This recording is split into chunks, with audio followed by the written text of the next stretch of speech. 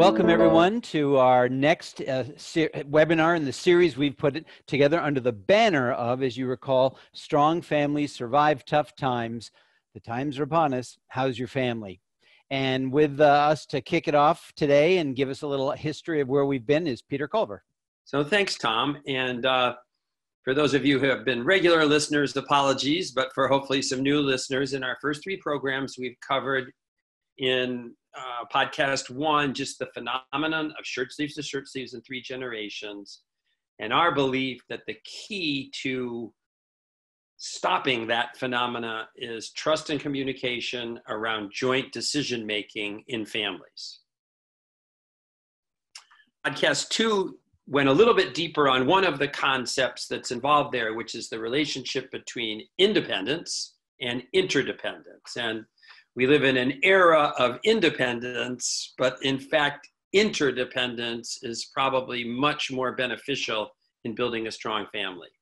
And then finally, last week, we spoke about conflict and the probably all too common phenomena, even in our own families, that conflict avoidance takes the lead, where in tricky family issues, in fact, tackling, not creating conflict, but addressing it head on in a straightforward way is super important. So what we wanted to do today is take those 3 ideas, trust and communication, interdependence, conflict, not avoidance, not attacking, but addressing, and try and pull those all together. And we really think the venue for that, or the medium for that, is family meetings. And probably in a series of programs, we're going to unpack that for you. We would start with, what is a family meeting? What do we mean by a family meeting? And probably everybody has a slightly different idea, but when we're talking about a family meeting, we have a very specific type of gathering in mind. So I'm going to turn it back to Tom. I'm going to talk a little bit about what is a family meeting and give a little bit of an intro on how we would conduct one. And then in later meetings, we'll go into that in more detail. So Tom, back to you. Yeah, great. Thanks, Peter, for the recap and setting the stage. But you're right, family meetings, when I mention to parents that they ought to have a family meeting, they're often like, oh yeah, well, yeah, we really need one, or we already have family meetings. Totally misunderstanding what we're talking about. There's no better example than, I remember years ago when I first ran a family meeting, I was doing estate tax planning at Cooper's and Lybrand, and I helped a family of very significant wealth create a really robust estate plan to minimize the tax and the structures and transfer and gifting and all kinds of wonderful things. And the father and mother said, hey, Tom, you helped us design this plan. Would you come to the family meeting and share the plan with the family? Because, you can answer any questions and all. And I said, okay, I'll come do that. So I went to the meeting and I shared the plan, put up on a screen and everything. It was really high tech, I thought, at the time. And it went really well. I mean, I was saying, this is what it looks like. And the father got up and said, well, okay, family, I did this for you. I love you. I care about you. I want the best for you. What do you think? And they're all going, oh, no, Dad, you're great. We love you too. It's your money. Do whatever you want with it. And, you're going to live a long time. And I thought, wow, what a magnanimous family. So during one of the breaks, I asked one of the sons, is that what you really think? And he said, absolutely not. And I said, well, why just say that? He said, because the 2 things I don't want to sound like in front of my father, I don't want to sound stupid and I don't want to sound greedy. If I say, what's a trust, I sound stupid. If I say, when do I get it, I sound greedy. I felt like I was in a trap. And, what could I say? And it just dawned on me, oh, wow, that was the wrong place to start. That meeting should not have been about the money. It should have been about the family. And even when I think we have a client that's really getting it, Peter and I actually have a client down in Florida, and we went to run a family meeting just a few months ago. And we normally do a 2-day family meeting, but the father was like, oh, no, got to pack this into one day because I got other things, So we get down there and we've got a whole agenda for this one full day. And the father starts off by saying, oh, by the way, Tom, Peter, would you guys cut this in half? Because I really want to get to our issues, the important stuff, at lunchtime. And I want to cover the afternoon. And we're like, oh, great. On the fly, we got to cut half of a meeting out that we really prepared for. About an hour into it, the father said, time out, belay that order. This is much more important than I thought it was. and we need to focus on this and keep going. You got the whole day. And so what was the meeting about? And I think probably the best example of then of what a meeting can be about is I was meeting with the Green family that started Hobby Lobby. And I had a chance to meet with them because I've worked with a lot of families. I do not work with their family, but I've worked with a lot of families, but I've also interviewed and surveyed an additional over 200 families to kind of get a sense of what's working and not working. They were one of the ones that that we surveyed and were asking about some things. So over 3 days, the first day I had a chance to meet with Mart. Mart is one of the sons. And he was saying, you know, we have a family meeting in our family every month, and everybody comes. And it's kind of expected. And you kind of like encouraged to be there. But we celebrate the individuals, the people that had birthdays that month. I don't mean like with a hat and a cake and stuff. We actually each have to give a speech about them. And we really show that we know them and love them, care. We know their strengths. We do team building activities. We do a little philanthropy while we're together. And it's just really powerful. And he showed me the space. It's really powerful, the space that they created to do this. It's got the history of the family on the walls. Well, the next day I was talking to David Green, the founder, the father. And he said, you know, in the history of this family, we've only had 3 family meetings. And I said, wait a minute, David, yesterday, Mart said you had a family meeting every month.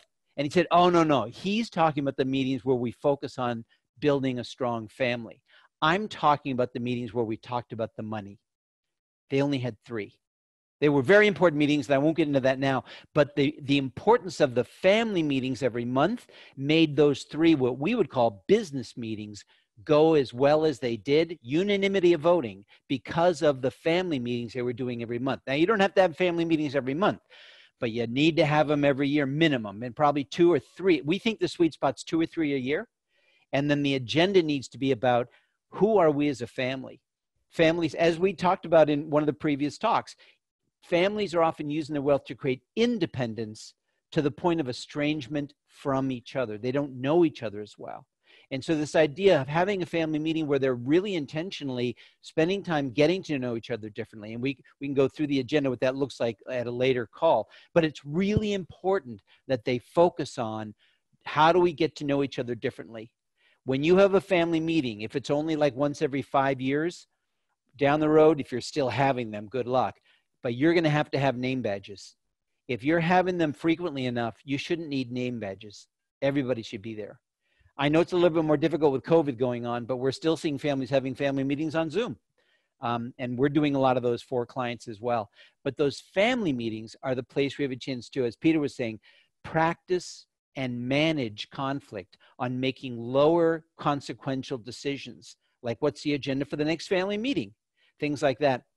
But lower consequential decisions where we're learning how to work with each other so that we have more trust in our ability to work with each other going forward.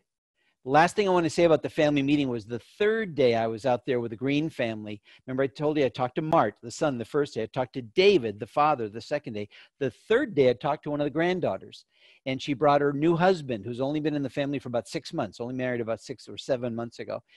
And he said, this family has so embraced me. I feel like I'm part of this family. Even before we got married, they invited me to come to the family meeting, and I got to know everybody, and they got to know me, and I really feel part of it. It's incredible. And he said this line that I loved.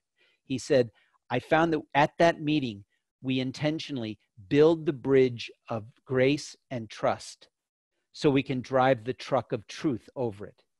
And he said, we're going to need to be able to speak truth with each other, but that requires we build trust and grace with each other beforehand. I thought that was brilliant. And everything we're doing, Peter and I, with families, when we get together for family meetings, is trying to actually do exactly what he said. Build that bridge of grace and trust so they have the ability to drive the truck of truth over it. That'll make the business meetings much more productive when they have to have them. So I went on, but that's kind of what we look at for a family meeting. And I'll carry it on just one little tiny bit more because you remind me of another great story, which I think is a key element of this. So maybe a decade ago, Tom and I were doing a bunch of work around family mission statements or family constitutions. And we did a little program and we gave some examples. And a week or 2 later, this gentleman, very successful entrepreneur, sends us an email and says, God, I was so taken with your program about family mission statements. And I wrote one, and he appended it to his email. And we were like blown away. It was articulate, comprehensive, brilliant, everything you would want. So we called him up and we said, how'd your family do this? And how'd you do it in such a short time? And he said, it was easy. I took a weekend off. I hibernated in the ski lodge, and I wrote the family mission statement. And we kind of said, time out. Beautiful, great idea, great statement, not a family mission statement. That was your statement of the mission. So one of the things that you're going to see in the next program, what we will do is give an overview of the agenda of a family meeting. But one of the key parts, and it goes back to the story Tom told at the beginning today about somebody putting their individual vision up on the wall, is these are participatory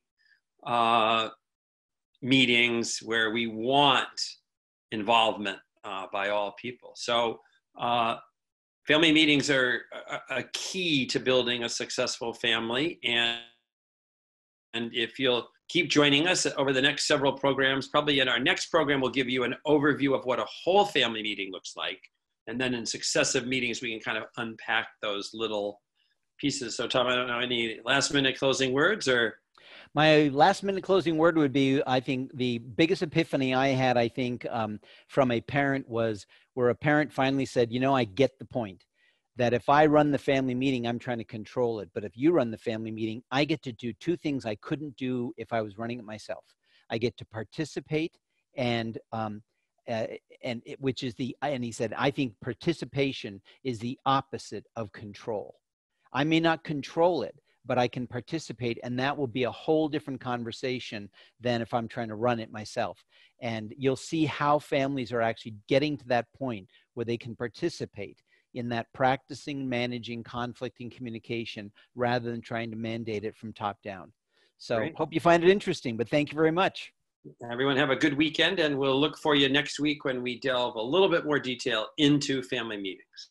Great. Thanks, Peter. Thank you.